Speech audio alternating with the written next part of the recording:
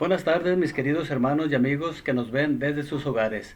Sean bienvenidos a un servicio más de la Iglesia Bíblica Vida Nueva. La semana pasada terminamos la serie Vida de Cristo que habíamos empezado hace algunos años atrás. Y el día de hoy vamos a estar empezando la carta de Primera de Pedro, donde vamos a iniciarla en los versículos 1 al 2. Esta carta fue escrita no con capítulos y versículos, así como nosotros la tenemos hoy en día en nuestras Biblias. Fue escrita como una carta normal a algunas de las iglesias y para los hermanos que estaban sufriendo en ese lugar. Vamos a leer 1 de Pedro, capítulo 1, versículos 1 y 2. ¿Qué nos dice allí este pasaje? Dice así: Pedro, apóstol de Jesucristo, a los elegidos, extranjeros dispersos por el Ponto, Galacia, Capadocia, Asia y Bitinia, según la previsión de Dios Padre, mediante la obra santificadora del Espíritu, para obedecer a Jesucristo y ser redimidos por su sangre, que abunde en ustedes la gracia y la paz. Aquí en este pasaje nos está diciendo que esta carta el apóstol Pedro la escribió para algunas personas que estaban sufriendo por su fe, estaban sufriendo por mantenerse firmes en sus convicciones, y nos dice en algunos lugares específicos que nos menciona aquí este pasaje. ¿Cuáles son estos pasajes? Dice aquí en el versículo 1 menciona a los hermanos elegidos extranjeros dispersos por el Ponto, Galacia, Capadocia, Asia y Bitinia. Aquí tengo un globo terráqueo. Ahí, si pueden ver, aquí está México. Y si seguimos avanzando para acá, cruzamos el Océano Pacífico. Estamos yendo hacia atrás.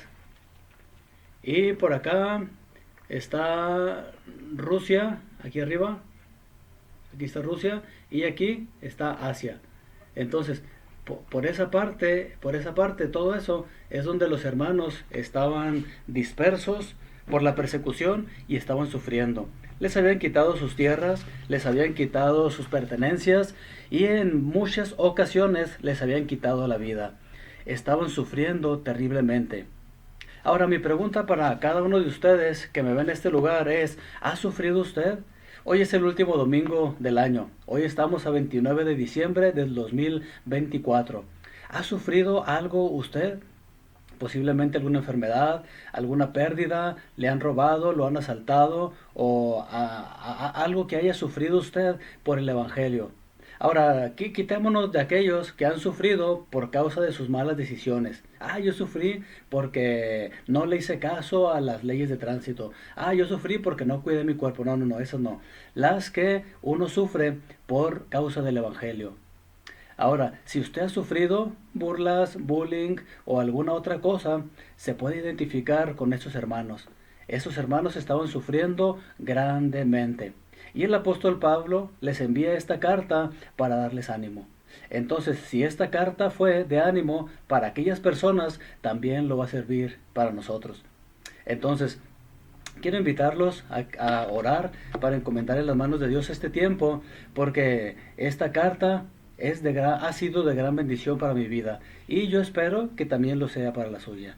Oremos. Padre, te damos gracias, Señor, por lo bueno que has sido con nosotros. Gracias por tu palabra, porque en ella podemos encontrar ese aliento que necesitamos para nuestra vida diaria.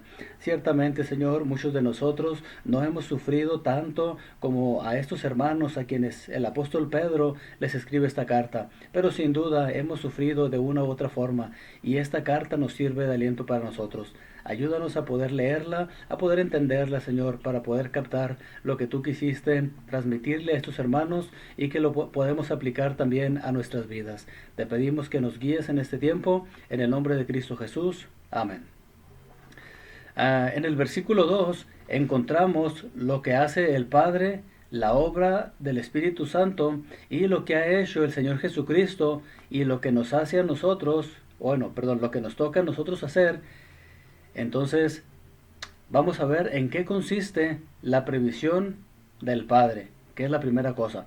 Aquí en estos dos versículos solamente, Aquí menciona la obra de cada una de las tres personas de la Trinidad.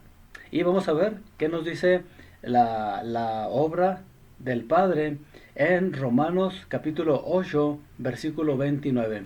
Dice así: porque a los que Dios conoció de antemano, también los predestinó a ser transformados según la imagen de su Hijo, para que Él sea el primogénito entre muchos hermanos.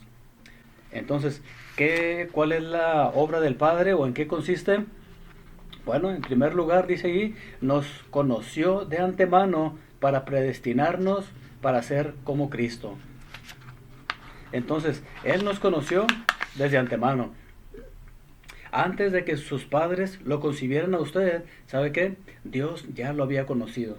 ¿Cómo? Él es omnipotente, Él es omnipresente. Para Dios no existe, o para Dios no lo limita, perdón, no lo limita el espacio ni el tiempo. Entonces, Él lo conoció a usted de antemano.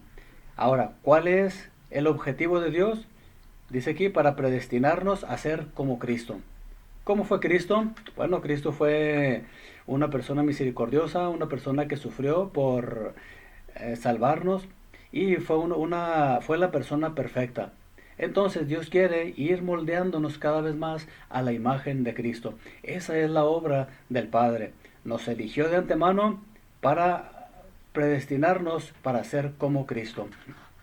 Ahora vamos a leer Efesios capítulo 1, 4 al 5. Dice así: Dios nos escogió en Él antes de la creación del mundo, para que seamos santos y sin mancha delante de Él. En amor nos predestinó para ser adoptados como hijos suyos por medio de Jesucristo, según el buen propósito de su voluntad. Entonces, ¿cuándo fuimos escogidos por Dios y a qué nos ha predestinado? Bueno, ¿cuándo fuimos? Dice aquí, desde antes de la creación del mundo. ¿Dónde estaba usted antes de la creación del mundo? Pues no existía, ni usted ni yo. Pero Dios ya nos había elegido, ya nos había escogido. Entonces este es un gran privilegio que solamente los que somos hijos de Dios tenemos. Dios, en su inmenso amor, en su inmensa sabiduría, ofrece la salvación a todos. Pero solamente los que creemos en Cristo, esos somos los que somos elegidos. Ahora, hay aquí un dilema grandemente en el cual no voy a entrar. Simplemente digo lo que dice la Biblia. Somos elegidos desde antes de la creación del mundo. Y fuimos predestinados para ser adoptados como sus hijos. Yo no sé si alguno de ustedes, de los que me está viendo, ha sido adoptado. O usted como padre o madre, como persona ya adulta, ha adoptado a un hijo o una hija. ¿Cómo se ha de haber sentido ese hijo o esa hija cuando usted la adoptó? Yo me imagino que muy feliz, muy feliz. Entonces, nosotros también debemos sentirnos felices porque Dios nos ha adoptado. Ahora, ¿cómo le hace sentir a usted el saber que Dios nos escogió desde antes de la creación del mundo? Pues feliz, contento. Ahora, ¿cómo se sintieron los hermanos según 1 de Pedro 8 y 9? Dice así: ustedes lo aman a pesar de no haberlo visto, y aunque no lo ven ahora, creen en Él y se alegran con un gozo indescriptible y glorioso, pues están obteniendo la meta de su fe, que es su salvación. Entonces, ¿cómo se sintieron los hermanos? Dice, con un gozo indescriptible y glorioso. ¿Y sabe qué, hermano y hermana que nos ven? Así debemos nosotros sentirnos, con un gozo indescriptible. ¿Por qué? Porque Dios nos ha elegido desde antes. ¿Ha usted padecido algo por Dios? Bueno, vale la pena sufrir por Cristo, porque Él nos escogió desde antes.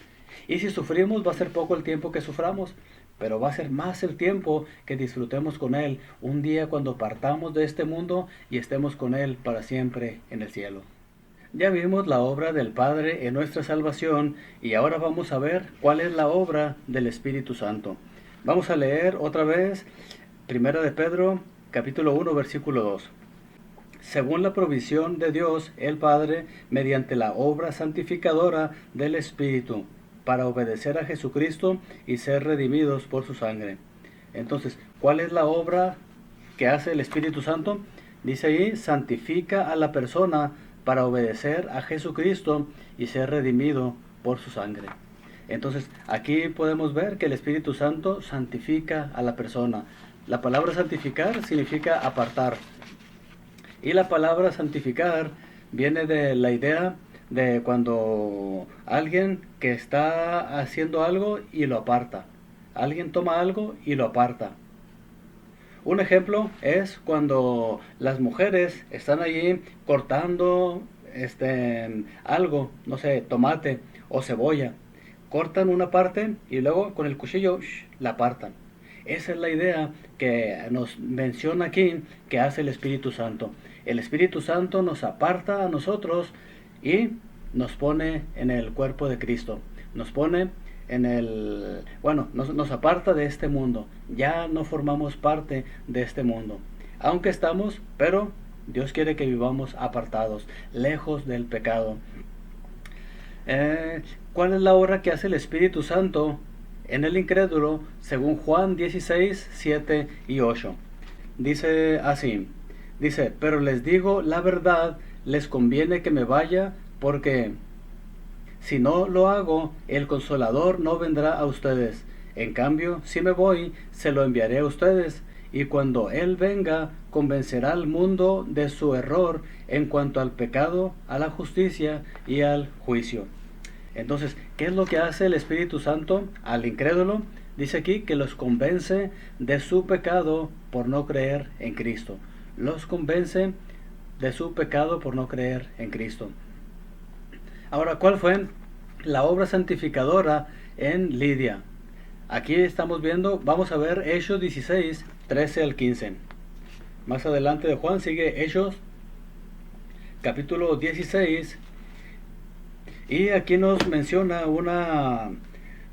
un capítulo donde está una mujer escuchando la predicación del apóstol Pablo y habla de la obra del Espíritu Santo en una persona específica llamada Lidia. Vamos a leer el capítulo 16, 13 al 15 y vamos a ver cuál es la obra que hace el Espíritu Santo en esta persona. 16, 13 al 15 dice así: el sábado salimos a las afueras de la ciudad y fuimos por la orilla del río, donde esperábamos encontrar un lugar de oración. Nos sentamos y nos pusimos a conversar con las mujeres que se habían reunido. Una de ellas, que se llamaba Lidia, adoraba a Dios. Era de la ciudad de Tiatira y vendía telas de púrpura. Mientras escuchaba, el Señor le abrió el corazón para que respondiera al mensaje de Pablo. Cuando fue bautizada con su familia, nos hizo la siguiente invitación: si ustedes me consideran creyente en el Señor, vengan a hospedarse en mi casa. Y los persuadió. Entonces, aquí, ¿cuál fue la obra santificadora que hizo el Espíritu Santo en Lidia? Bueno, dice aquí que le abrió el corazón para responder al mensaje. Hoy en día, cada vez que salimos a evangelizar, a discipular o a compartir el Evangelio, hay mucha gente que no responde al mensaje. ¿Por qué? Pues simplemente el Espíritu Santo no hace la obra ahí. Ahora, no es que el Espíritu Santo no diga, a este sí, a este no, a este sí. El Espíritu Santo quiere abrirle el corazón a todos, pero tristemente hay mucha gente que no tiene esa disposición. Y entonces el Espíritu Santo no lo hace. Pero en este caso, el Espíritu Santo abre el corazón. Y es por eso que es importante, cada vez que salgamos para compartir el Evangelio, hay que orar al Señor. Señor, ábreles el corazón a estas personas que les voy a compartir. Ya sea un malviviente, sea un vecino, sea un familiar, sea quien sea. Señor, ábrele el corazón. Ore para que Dios abra el corazón. Y ahora esperamos y compartamos el mensaje. Ahora, en el versículo 14, hay dos cosas que ocupaba Lidia para creer en Cristo, según el versículo 14. ¿Cuáles eran? ¿Ok? La primera es la obra del Espíritu Santo para abrir el corazón. Y la segunda es el mensaje que Pablo les estaba compartiendo. Si el Espíritu Santo abre el corazón, pero no hay ese mensaje, ok, no hay esa semilla sembrada. Ahora, si nosotros compartimos el Evangelio, pero el Espíritu Santo no abre el corazón, es como una semilla sembrada en el pavimento, una semilla sembrada en el cemento, que no va a crecer. Entonces, Cada vez que compartamos el Evangelio son necesarias estas dos características. Orar para que el Señor abra el corazón y segundo, compartir el Evangelio claro, preciso y entendible. Entonces, que el Señor nos ayude a compartir el Evangelio, pero antes haber orado, porque todo eso va de la mano. Ahora, ¿cómo se aplica cómo se aplica este texto cuando nosotros compartimos el Evangelio? Bueno, entonces Lidia no pudo ser convertida de creer en Cristo por el Espíritu Santo hasta que le dio el mensaje del Evangelio. Y nosotros también debemos compartir el Evangelio, pero orar y confiar que el Espíritu Santo convenza a estas personas de creer en Jesús. Una vez que ya le hayamos compartido el Evangelio, hay que seguir orando. Señor, ábreles el corazón para que entiendan y para que ellos comprendan y acepten. Más adelantito en el versículo 15, cómo se manifestó la obra santificadora del Espíritu Santo en Lidia. Ok, vamos a leer el versículo 15 una vez más. Dice así: cuando fue bautizada con su familia, Lidia nos hizo la siguiente invitación: si ustedes me consideran creyente en el Señor, vengan a hospedarse en mi casa. Y nos persuadió. Entonces aquí podemos ver que ella fue bautizada e invitó a los misioneros a hospedarse en su casa. Cada vez que una persona acepta realmente a Cristo como su Salvador, hay un cambio en esa persona, hay un cambio. Quiere hacerlo públicamente a través del bautismo, pero también tiene ese deseo de servir a los siervos de Dios o ella misma compartir ese evangelio con otra gente, hacer algo para que la obra crezca. Hoy en día, tristemente, hay mucha gente que dice creer en el evangelio, pero no quiere bautizarse o no quiere apoyar la obra de Cristo, no quiere servir en la iglesia. Y esto es una tristeza. Es muy probable que ese tipo de personas no hayan creído en Cristo genuinamente y no sean salvas. Ahora vamos a buscar 2 de Tesalonicenses 1 del 6 al 9. Y aquí la pregunta es, Lidia llegó a oír y obedecer el Evangelio de Jesucristo. Ahora, ¿qué hubiera pasado o qué es lo que les pasa a todas las personas que no obedecen el Evangelio? Y vamos a estar leyendo ahí los versículos 6 al 9. Segunda de Tesalonicenses 1 del 6 al 9. Dice así: Dios, que es justo, pagará con sufrimiento a quienes los hacen sufrir a ustedes, y a ustedes que sufren les dará descanso. Lo mismo que a nosotros, esto sucederá cuando el Señor Jesús se manifieste desde el cielo entre llamas de fuego, con sus poderosos ángeles, para castigar a los que no conocen a Dios ni obedecen el Evangelio de nuestro Señor Jesús. Ellos sufrirán el castigo de la destrucción eterna, lejos de la presencia del Señor y de la majestad de su poder. Entonces, ¿qué va a pasar con esa gente que no crea? ¿Qué hubiera pasado con Lidia si ella no hubiera creído y hubiera muerto sin creer en el Señor Jesucristo? Dice aquí, sufrirán el castigo de la destrucción eterna, lejos de la presencia de Dios y de la majestad de su poder. Entonces, por eso es importante cada persona que escuche el Evangelio que lo acepte, porque si no lo acepta, este terrible castigo le espera, sufrir la destrucción eterna. No es una destrucción que es 5 minutos y ya se acaba, no, es algo que va a destruirse, seguirse destruyendo y seguirse destruyendo por toda la eternidad. Y esto es algo terrible, es algo terrible. Ahora, más adelantito, en el versículo 10, ¿qué va a disfrutar Lidia en la presencia de Cristo? Ok, vamos a leer el versículo 10. Dice allí: en el día en que venga para ser glorificado por medio de sus santos y admirado por todos los que hayan creído, entre los cuales están ustedes, que creyeron el testimonio que les dimos. Aquí podemos apreciar que Lidia y todos los que hayamos creído, que hayamos muerto y estemos con Cristo, dice, vamos a disfrutar de la presencia de Cristo glorificado y admirado por medio de ella y de todos los santos. Entonces vamos a poder ver a Cristo glorificado y vamos a poder adorarle. Vamos a poder platicar con Él, convivir con Él. Y esto es lo más hermoso que se pueden disfrutar.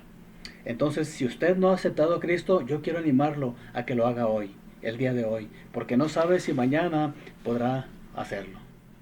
Vamos a leer nuevamente Primera de Pedro, capítulo 1, versículo 2.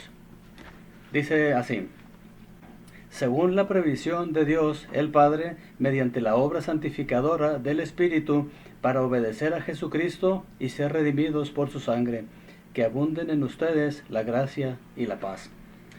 ¿Cuál es la obra del Señor Jesucristo aquí en este pasaje? Bueno, aquí vemos, ¿verdad?, que obedecer a Jesucristo y ser redimidos por su sangre. Entonces, la obra de Cristo es redimirnos. ¿Y qué nos toca a nosotros? Obedecer a Jesucristo. Vamos a ver qué nos dice Pedro en este mismo capítulo, en los versículos 18 y 19.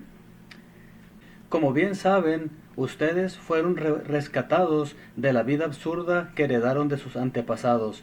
El precio de su rescate no se pagó con cosas perecederas, sino con el oro o la plata. Como con el oro o la plata, sino con la preciosa sangre de Cristo, como de un cordero sin mancha y sin defecto. Entonces, ¿qué nos dice aquí Pedro en este capítulo? ¿De qué fuimos rescatados y cómo? Bueno, dice, fuimos rescatados de la vida absurda que heredamos de nuestros antepasados. Yo sé que todos nosotros tenemos antepasados como nuestros padres, nuestros abuelos, quizá nuestros tíos o tías, y ellos se esforzaron en enseñarnos lo que ellos aprendieron.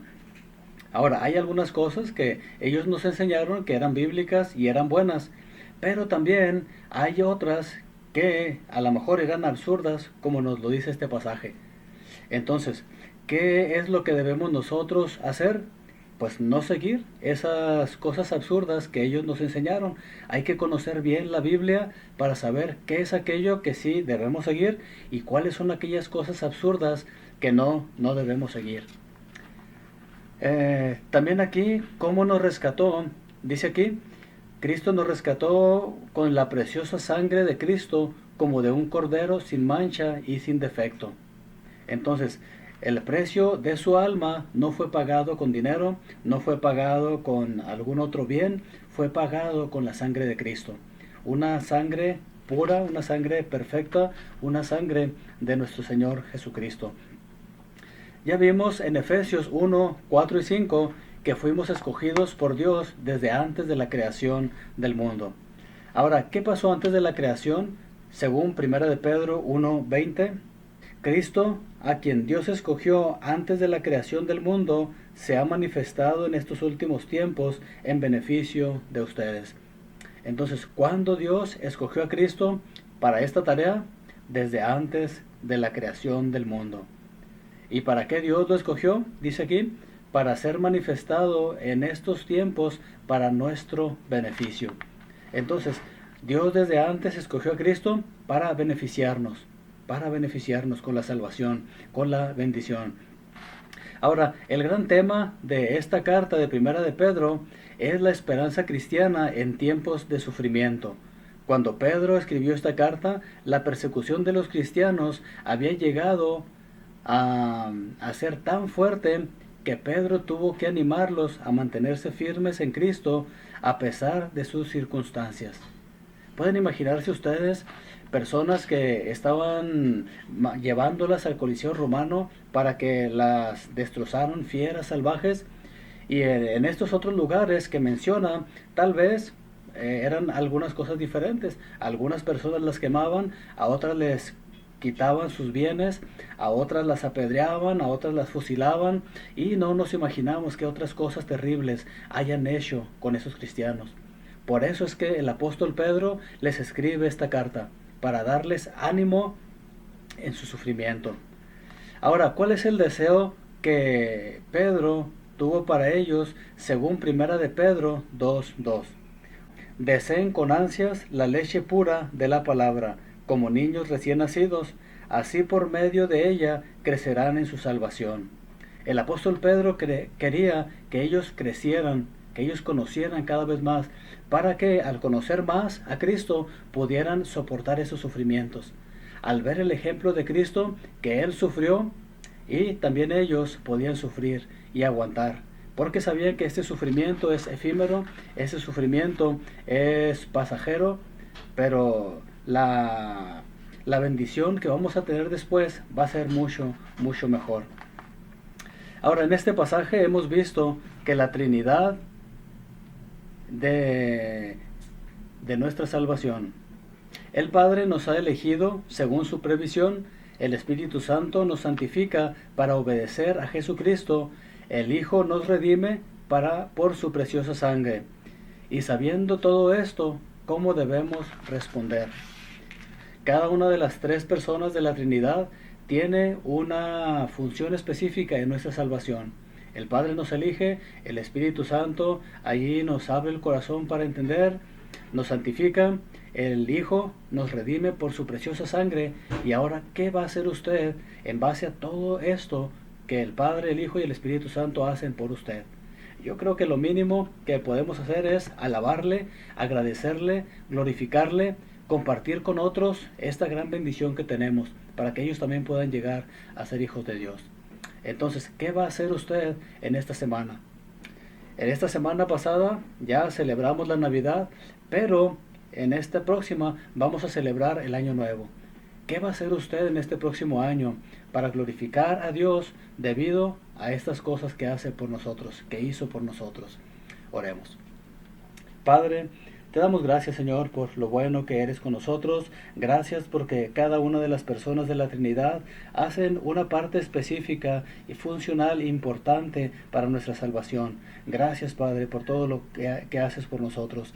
Y ahora te pedimos que nos ayudes a nosotros a poder responder positivamente a esto que tú ya has hecho por nosotros. Danos sabiduría, danos valor, ahora que va a empezar este nuevo año, para poder glorificarte y hacer algo por tu obra, Señor. Ayúdanos a servir en tu iglesia, ayúdanos a compartir el Evangelio, ayúdanos, Señor, a ser de buen testimonio a los demás, ayúdanos a parecernos cada vez más a nuestro Señor Jesucristo. Te damos gracias, Padre, por este gran privilegio, pero también esta gran responsabilidad, y pedimos de tu ayuda, porque sin ella no la podremos hacer. Te pedimos esto en el nombre de Cristo Jesús. Amén. Gracias por haberse quedado hasta el final de este pasaje, y pues le damos gracias a Dios por ustedes, y pues que el Señor los bendiga, y nos vemos la próxima semana para seguir estudiando la palabra de Dios. Hasta la próxima.